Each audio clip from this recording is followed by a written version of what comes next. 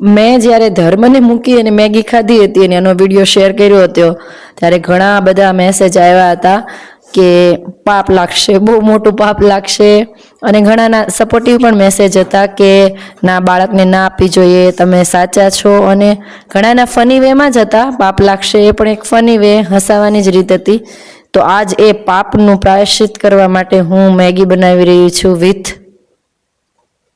ધર્મ. मैं कोई दिन अपनी मम्मा को माफ नहीं करूंगा. કેમ માફ નહીં કર મને? ચોરી ચૂપે મેગી. સાચું બોલો, તમે મારી વગર ચોરી ચૂપે મેગી ખાધી હતી? ત્યારે એ મેગી ખાધી હતી, એના બદલે આપણે મેગી તને બનાવીને દઉં છું. આજે એ મેગીનું વળતર ધર્મને આપવામાં આવે છે. મેગી હું એને બનાવીને આપ્યું છું. ઈ નહીં, મને છે ને તરે મેગી ખાવી છે અત્યારે. કે ડન, તો આપણે અત્યારે મેગી બનાવી અને ખાઈએ. ન, કારણ કે તમે છે ને તરત મેગી ખાઈ લીધી હતી, મને નહોતી ખવડાવી. પણ અત્યારે તો હું તને ખવડાવી દઉં છું, એનું હાટું વાળી દેવાનું. નહીં, તમે જાજી મેગી ખાધી ને મેં ઓછી મેગી ખાધી, એવું બની જાય.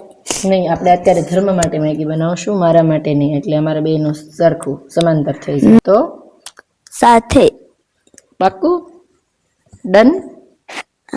Done done done. ઓકે, આમાં આપણે બે ખાશું. Okay, done. તો બસ પછી આવી રીતે બંને સાથે મળીને મેગી બનાવવાની હતી, પરંતુ સંપૂર્ણ કામ તો એણે ઝડપી લીધું હતું. ધર્મ બોલતો હતો હું બનાવીશ. અમારી આ વેજ આટા મેગીને એણે ખોલી અને પોતાની રીતે બનાવતો હતો.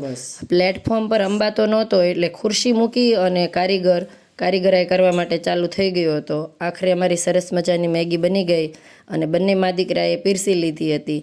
અને ટીવી જોતાં જોતાં મેગી ખાવાનો આનંદ કંઈક અલગ જ છે. મેં તેને પૂછ્યું હતું કેવી બની, તો કહેતો હતો બહુ સરસ બની. અને મને પણ એની જેમ મેગી તો ઘણી ભાવે છે. અને ઘણા સમય બાદ અમે આ ડિસ્કવરી જોઈ રહ્યા હતા, મેન વર્સિસ વાઇલ્ડ. હું મારા બાળપણમાં જોતી, હવે ધર્મ એના બાળપણમાં જોવે છે. પેઢી દર પેઢી આ બેયર ગિલ તો ઘટા થશે જ નહીં એવું લાગે છે. કોમેન્ટ કરજો કે કેટલા લોકોએ બચપણમાં મેન વર્સિસ વાઇલ્ડ ડિસ્કવરીમાં જોયા હતા. અને લાસ્ટમાં અમારી મેગી છપાચટ પૂરી થઈ ગઈ હતી.